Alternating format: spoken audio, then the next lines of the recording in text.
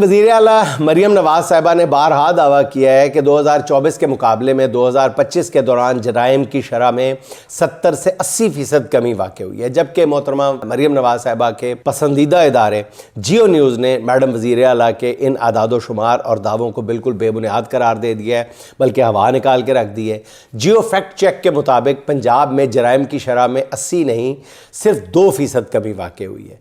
जियो news के मुताबिक आम लोगों के ख़िलाफ़ जराइम, ख़वातीन के अगवा या लापता किए जाने के वाक़यात और मनशियात के मुकदमात में इजाफा रिकॉर्ड किया गया है। मैंने भी इस पर कोशिश की कि जराइम की शरह में कमी की हकीकत क्या है, तो पता चला कि पंजाब में जराइम की शरह में कमी 2% भी नहीं है। रिसर्च करने पर पता चला कि सिंध में जराइम की शरह में 6% कमी वाक़ हुई है, मगर मुराद अली शाह सरकार ने कोई ढंढोरा नहीं पीटा।